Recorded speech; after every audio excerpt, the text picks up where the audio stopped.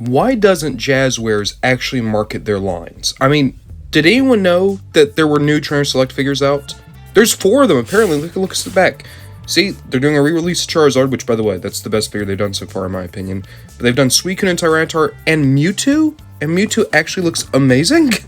Like, Jesus Christ, guys. Let me know when you want me to throw the money at you.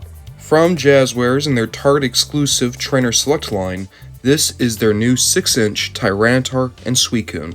For anyone who's unaware of this line, basically, it's Jazzwares taking a lot of fan favorite Pokemon and giving really highly articulated figures to them. So, for instance, they've done all of the legendary birds, they've done Rayquaza, Charizard, Lucario, Greninja, Dragapult was in there, and this appears to be the newest wave. I think we're officially on wave 4, that sounds about right, and I was not aware that they were doing 2 Pokemon from my favorite gen, from my favorite game, Heart Gold, well, Gold technically, but my favorite's Heart Gold, and I'm excited. I've never owned a Tyranitar or a Suicune action figure, I've just had their finger puppets, so I want to pop in and see if these guys are more akin to their amazing Charizard and Articuno, or more like their less great Rayquaza. Before I open it, I really just want to point out I like this drawing of Tyranitar on the back. Look at him, he's just throwing a tantrum. Getting Tyranitar out of the box first, and he looks really impressive. I love all the painting and sculpting on him. You can see there's not many places to paint on Tyranitar, but the paint they used is crisp, there's no overspray. I do have a weird, like, sculpted mark on the head that looks like an error, but I like to think it's just this Tyranitar has maybe headbutted a few too many people. All the spikes are accounted for, there's no missing design elements. I even remembered his kind of overlap as well as his blue gem here on the back. So, overall, Tyranitar looks very impressive. That's the thing I'll say about all these Trainer Select figures. Even the bad ones, they look great.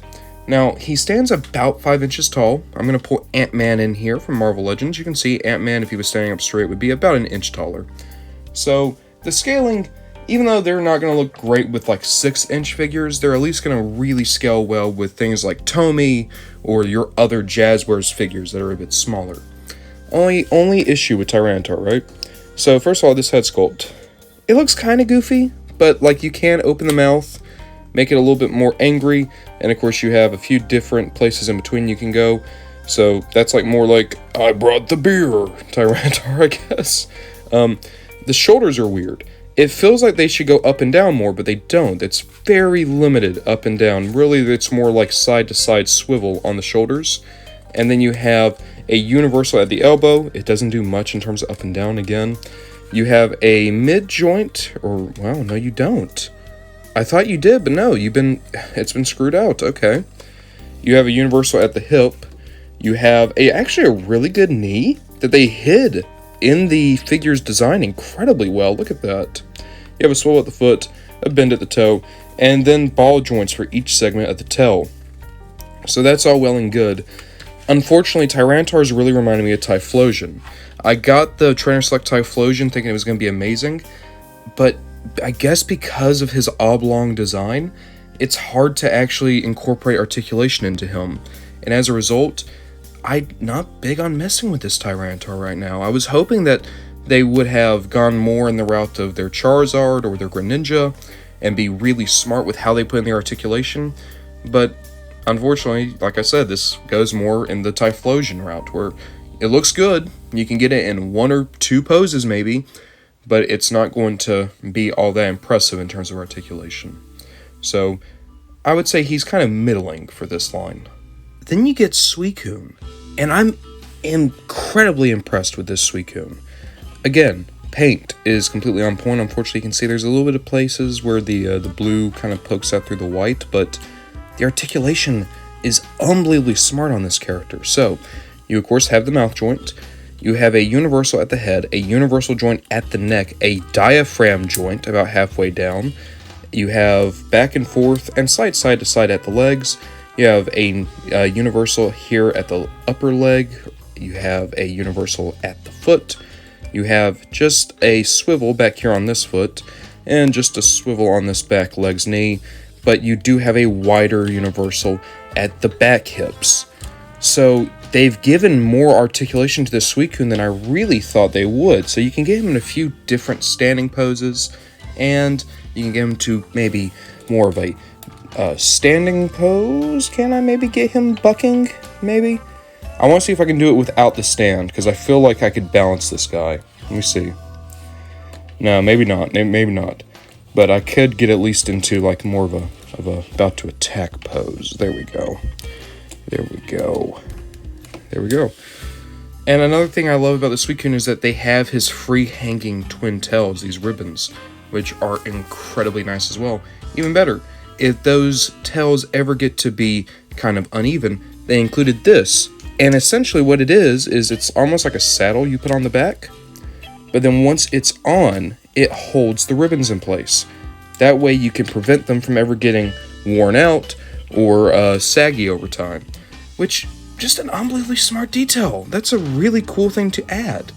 These two together look great, and this is a great time to point out that they both come with stands. So both of them come with the base plates. Let me push the figures back a bit. Doop. So they both come with base plates. Stand up, Tyranitar. And then Suicune comes with just the smaller stand.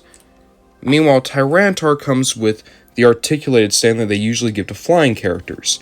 So Tyranitar, you plug it into his back here. Oop, I think I got the wrong hole. There we go. And then you plug the other end into, into the stand. And now you can get like, there you go. You can get him as if he is flying through the air, like Godzilla did that one time. You know, doing the drop kick on his tail. There you go. That's what everybody wants, right?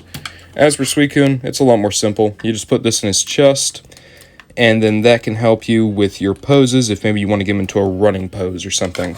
So, good accessories. I don't know how much I just absolutely needed more flight stands, but they definitely are great to have around. Especially if you have characters who you wanted to get into a more action-oriented pose. Overall, I do like these figures, the Suicune more than the Tyranitar. What I will say is I still think Charizard and Articuno are the best figures from this line, but these two are more than solid enough, and especially if you already like Gen 2, or you like these Pokemon in particular, I think that they are worthwhile figures to pick up. And I'm hoping that we might get the rest of the legendary beasts. I would love a full-scale Entei, for instance. As for Tyranitar, at the very least you had the presence of the Pokemon there. I would have wished for more articulation, but what we got is good enough. So, I would say they're fine. I think for their price, they're very good. I just wish that both of them had a little bit more articulation to impress. Kind of like the way Wave 1 did. I'm looking specifically, again, at that Charizard, that Articuno, and even that Greninja that I never hear anyone talk about.